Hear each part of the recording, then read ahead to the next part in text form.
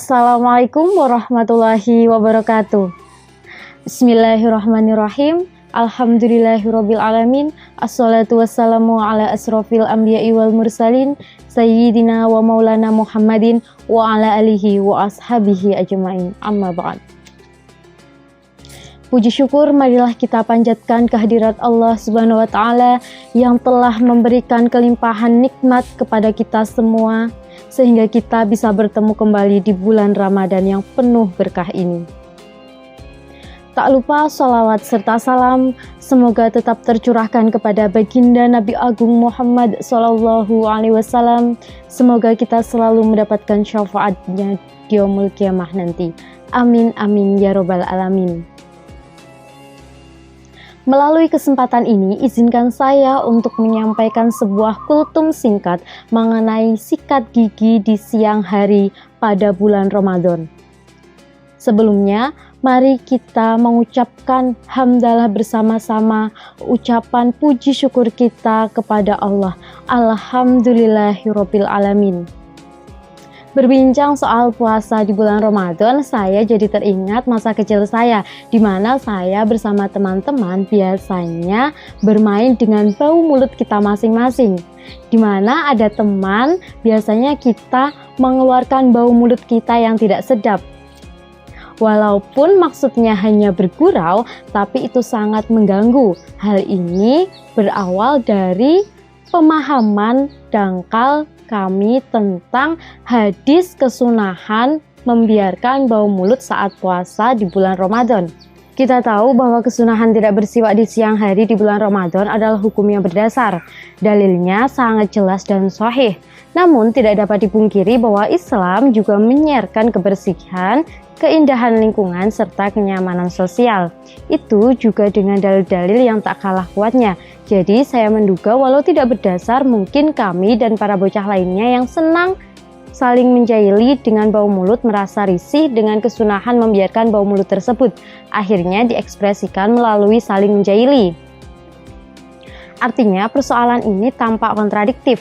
Satu sisi kita diperintahkan menjadi pribadi yang sehat, bersih, dan harum.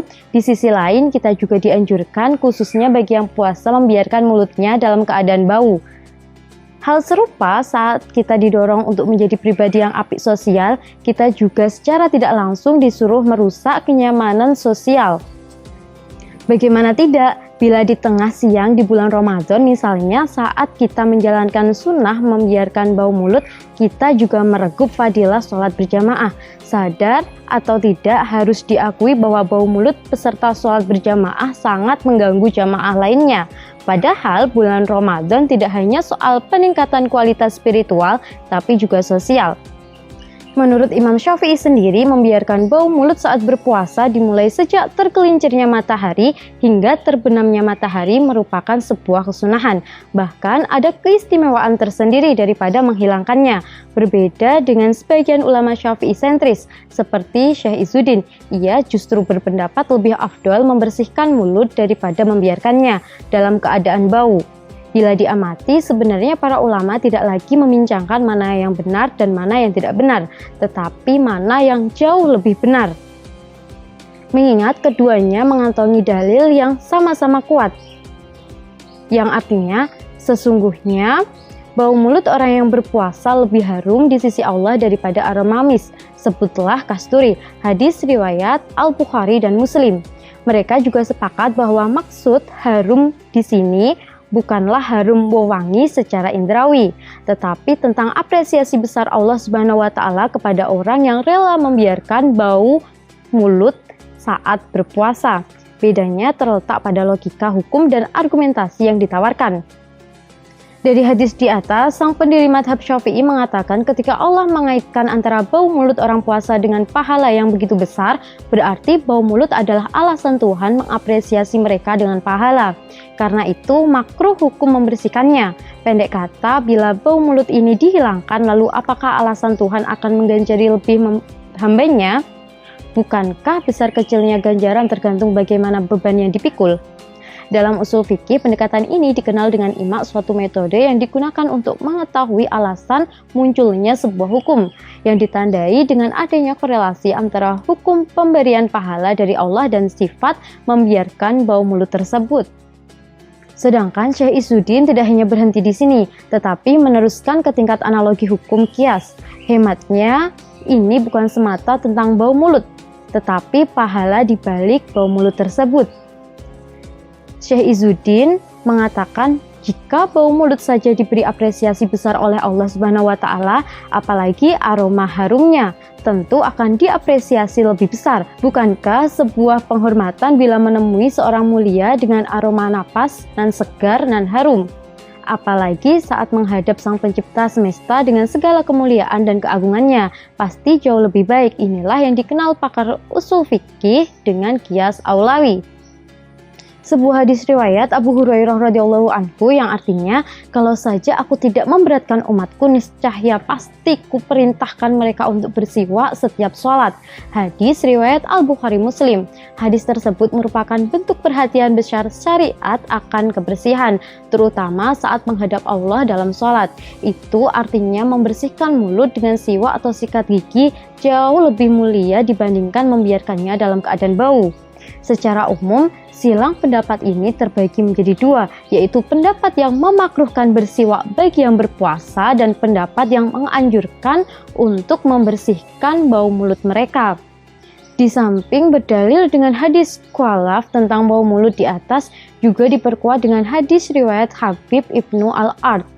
Rasulullah Shallallahu Alaihi Wasallam bersabda yang artinya, apabila kalian berpuasa, bersiwaklah di pagi hari dan jangan bersiwak di waktu sore hari. Karena siapapun yang berpuasa sementara dua bibirnya kering, maka di hari kiamat keduanya akan bersinar di antara dua matanya. Hadis riwayat Al-Baihaqi.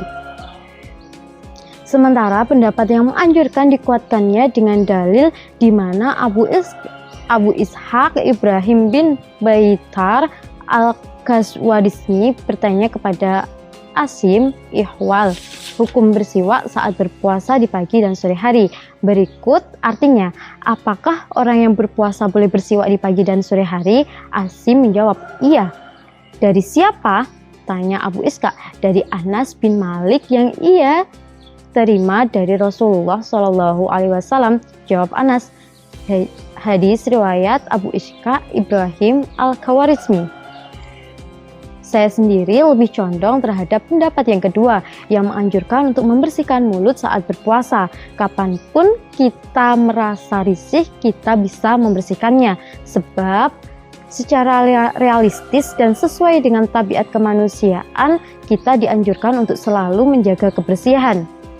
Lebih penting lagi, pendapat ini lebih ramah sosial dibandingkan pendapat yang pertama.